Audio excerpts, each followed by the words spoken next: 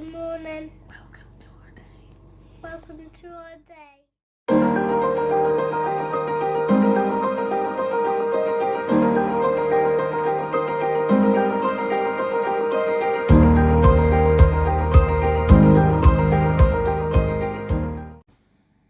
That feeling when you just take an item of clothing off the line and it smells amazing.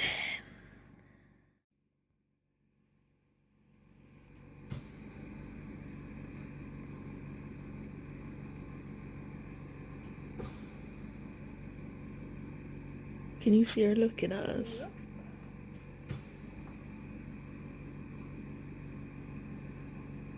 She's like, are they watching me? Can they see what I'm doing? Can they see that I'm cute? Yep.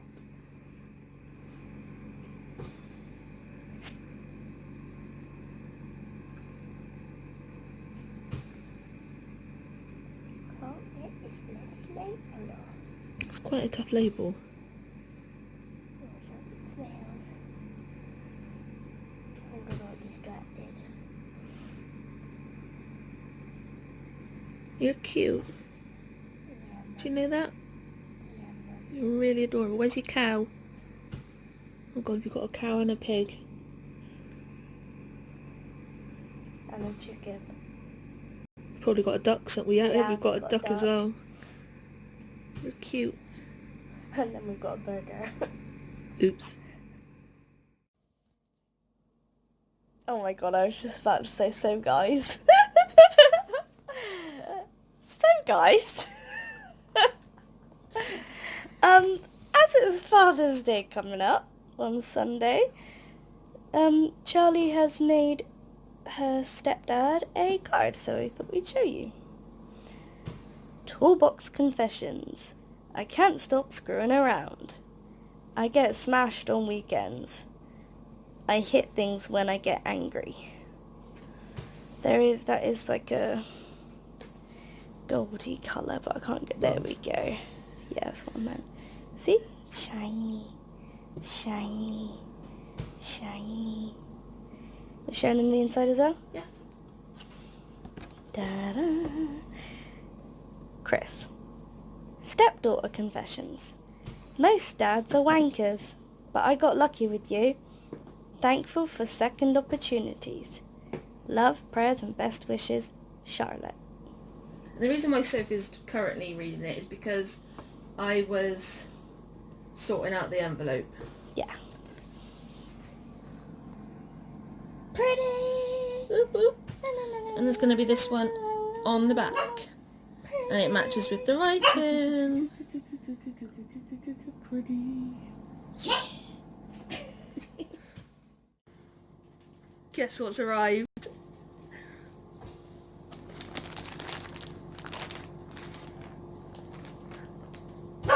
My t-shirts! Oh, I'm so excited. Careful, baby girl. It's one of my stamps. I've just done a wax seal and I've got the black charred smoke from it on it. It feels amazing.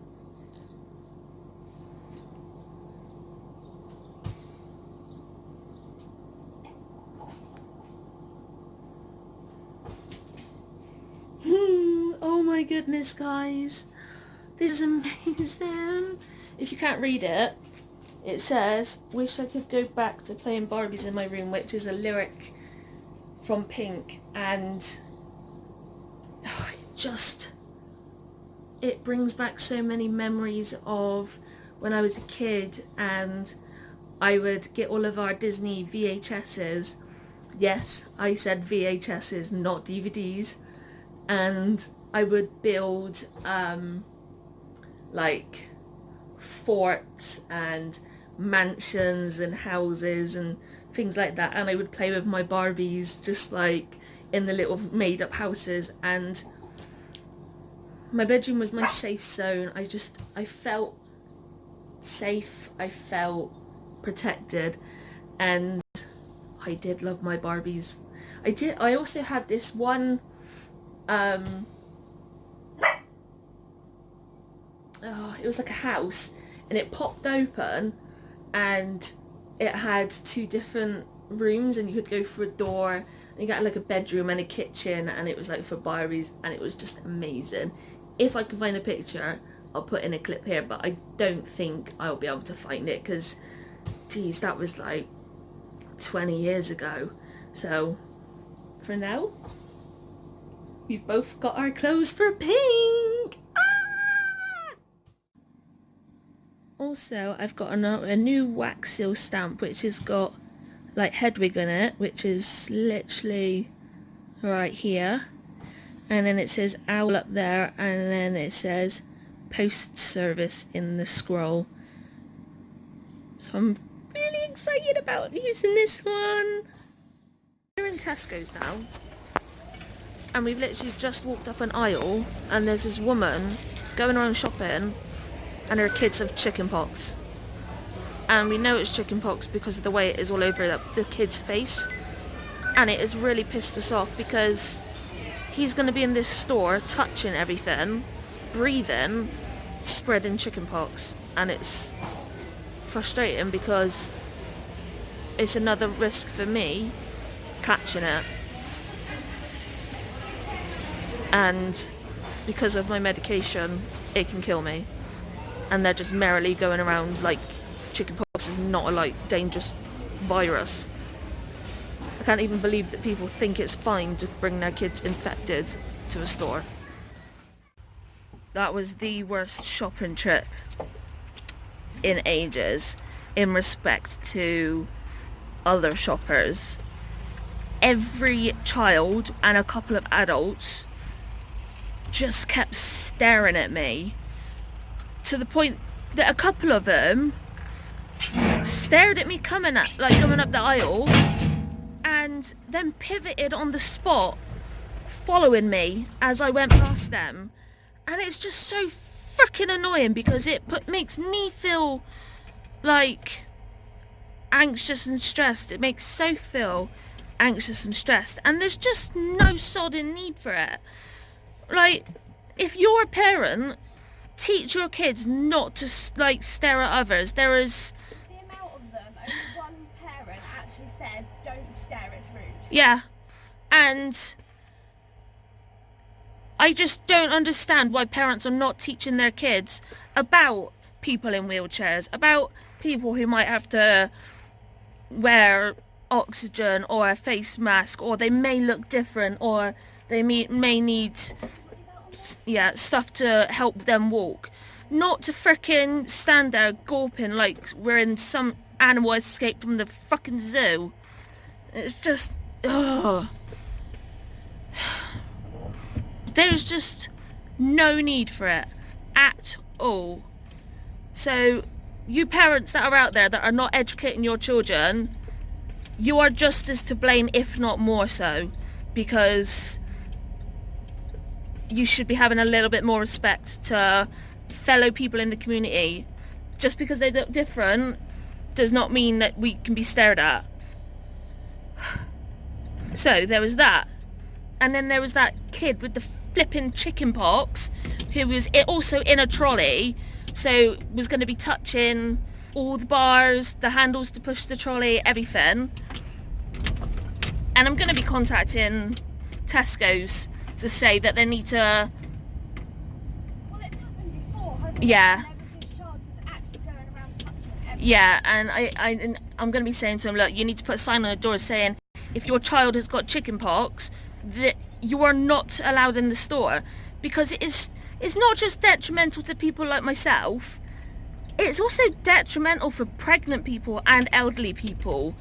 And people just think, oh, it's fine, it's a childhood virus. But it's not. It's a very, very contagious infection that can literally kill so many people. And if it doesn't kill you, it can leave you with bad. Yeah, it's wrong. It's completely wrong. So I am going to be contacting them and telling them then that they need to sort something out. Because like So said in the store, at the end of the day, it's not like they have to come in the store now, because there are so many other ways that you can get your shopping done. You can have click and collect, or if you must go out, or you can have it delivered. No hardship really. So for the 7 to 10 days your child is infectious, it doesn't really make much difference that you can't go shopping on your specific day. On good news though, and on adorably cute news, oh, there's that lady that always says hello to us. Oh. There was a little girl in the pram. I thought I heard her saying hello. I didn't hear anything. But I didn't want to look, because obviously just because someone's saying hello, there's so many people around, we didn't know what was going on. And next thing we know, the mum's pushing her in the trolley up the one aisle, and she's saying bye-bye. So the woman like walks backwards a bit and was just like, are you saying bye-bye? And she started saying it again. So Sophie and I said bye-bye as well. And it was a little girl, she had Down syndrome, and she was just... Did she also have albinism? Yeah. I think so. She was beautiful. So cute. And she was flapping and waving her arms, and she was eating, and she was just being really adorable, saying bye-bye and hello to Sophie and I. And her mum was just like, you're quite lucky. She doesn't normally talk to people. She only talks to nice people, and she can source them out. And we just thought that was so lovely. And what I loved about it is the fact that I had my mask on. I'm in a bright yellow jumper, and she wasn't afraid of us. No, she wasn't just sat there staring, confused. She actually said She was hello. trying, yeah, hello and goodbye, and was waving and being really talkative. Seems like she would rather talk to us than most other people that were there. Yeah, which at least it ended up on a bit of a Yeah, that was cute. happy note. And not long after that, a woman was coming up the aisle by the trolleys, like walking really determined, nudged this hand, which has got like the dial on, the duck on, and it nudged me, and I nearly took a kid's legs out that was in a trolley. And I was just like, holy crap. Just, it's one thing being on a mission and storming down the aisle, but to then hit me and nearly cause me to take out a child's legs was awful. Not acknowledge it. No, didn't apologise, nothing, just carried on storming down. So, we are now home, and we're gonna have some tea because we are starving. So, catch up with you in a little bit.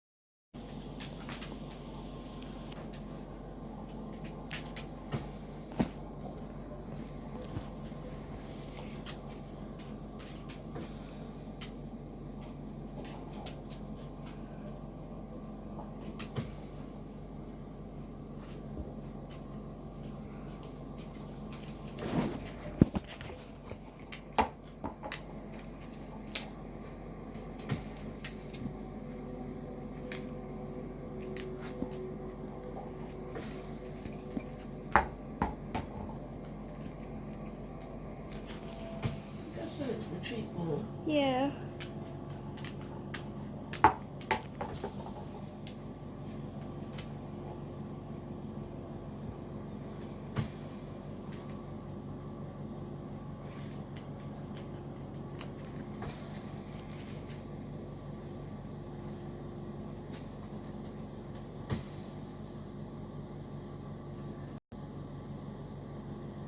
What are you doing, Albert? Albert? Where's your ball? No. Not quite.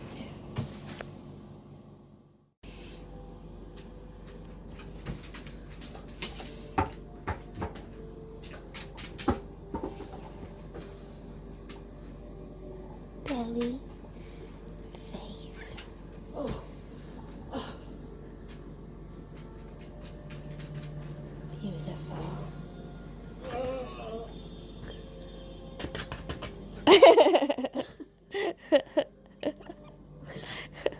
Jacob's just casually falling asleep. Oh yeah, Mum. Yeah. And she's playing with her treat ball. Good evening. We have just established that we both look extremely shit. Really pale, really dark eyes. Pre my nap, I had blue lips. Yay. I only had a nap earlier before we went out, and then I woke up and I was like, let's go shopping, and then an hour nap was not enough, so I went back to sleep. And woke up very abruptly. Well, it wasn't really. No. Took about 5-10 minutes to get you to wake up with an ice pack on your chest and your face. And the reason why she's putting an ice pack on me is because I had a sleep paralysis episode. And it's the only thing that can get her out of it. Yeah. Apart from those cold forehead strips, but... They are flipping freezing when you put them on, though. Yeah, they work, but while we're at home, it's better to save the forehead strips for when, like, we're somewhere else or you get a migraine. Indeed. Both the girls are led and sat staring at the door light. They've already had their extras.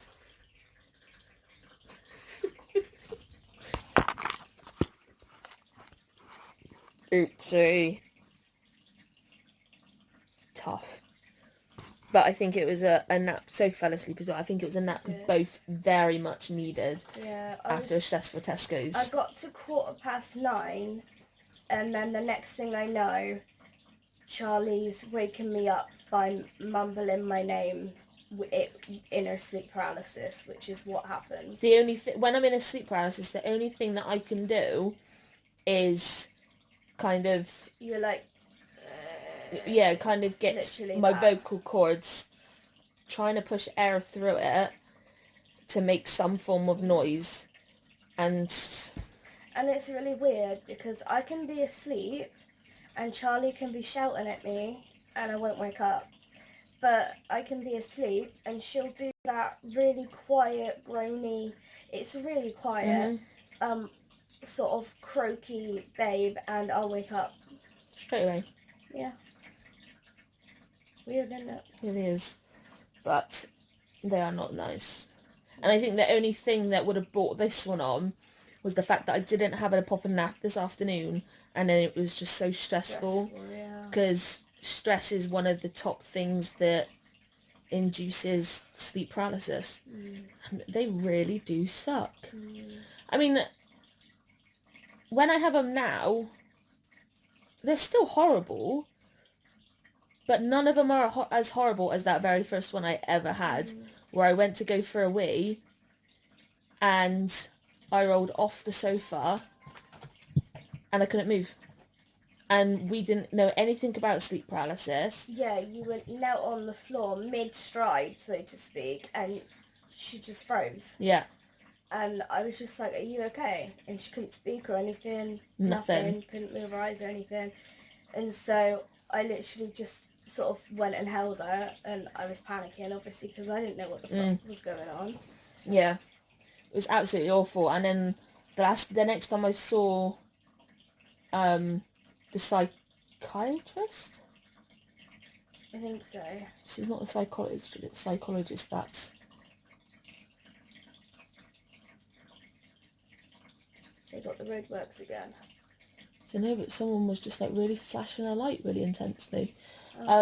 Yeah, I think it's the psychiatrist. Next time I saw them, I explained the symptoms, told him what happened, and straight away he was just like, that's sleep paralysis. And it's really rare. Not many people get it at all.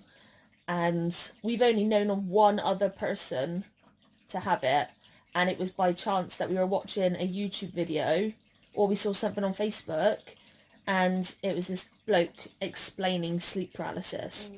And I contacted him, and he replied with what he does to try and help things and whatever else. But yeah, they're still not pleasant. No. I think they're worse than when I have my dissociations, because when I have my dissociations, I'm not there. I don't know about it. Yeah. Whereas the sleep paralysis, I'm literally, you're paralysed. And you cannot move at all. I mean, sometimes with your sleep paralysis, you don't remember everything. No. But in the moment, you know what's going on, don't you? And then it's sort of like when you're dreaming, and then you wake up, and then you just like, I don't remember what I was dreaming about, but just as you wake up, the whole dream's there, so it's kind of like that, isn't it? Yeah. I want to be in it too. And today, my dream that I remember was absolutely hilarious. It's so stupid. It was really bizarre. I'll try and explain it to you guys. So, when I used to live in Bristol, I used to get on my bike and I would cycle around Bristol chasing the filming crew of Casualty. I know, sad, but I loved it. Quite alright? Yeah. And I was on one of the streets that, I remember this street in particular because going up there, everything was fine and dandy, and then I was on my way home and I was like, shit, I've lost my phone. And I remember it all being a bit of a panic, and then I cycled back down the hill I came up and my phone was just there on the floor. Nobody nicked it, nothing. And I was just like, wow. What, that happened in real life? Yeah. I don't remember that. I don't remember you telling me that. And in that street, me and my best friend Becky and another friend Vicky were in a fence painting competition. I know, riveting, isn't it? And we had to print something out. I don't know what it was. So we ran up this hill, and there was checkpoints to get internet to be able to print this thing off. And we had to print off writing paper like you do with your pen pals. And we couldn't get it to work. So we got a number off the internet and rung this number, and the deputy head mistress of my high school answered the phone. I don't remember nothing else. I think it's one of those, maybe it's only really funny if you experience these sorts of things in the past. Because when she told me, I was just like, oh.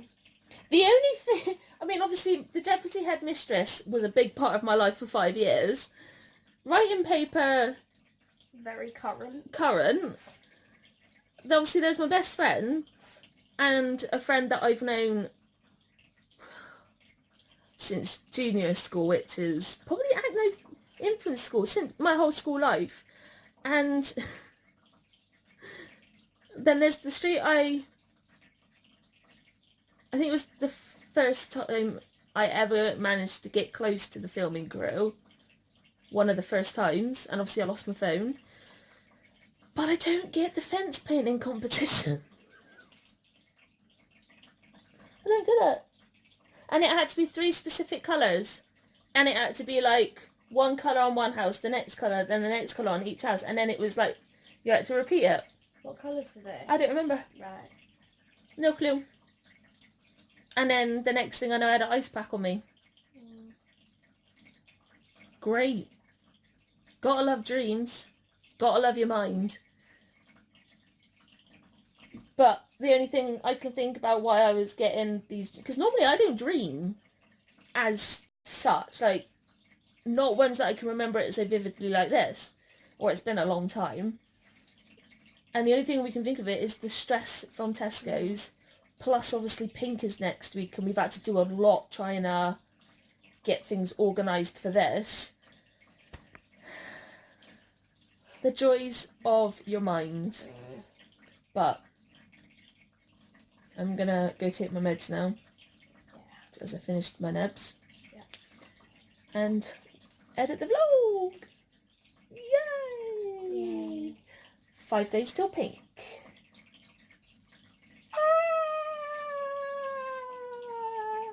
So excited, but so nervous at the same time. So, we're going to get on with that. Thanks for coming. Pull my finger. Thanks for coming on my day.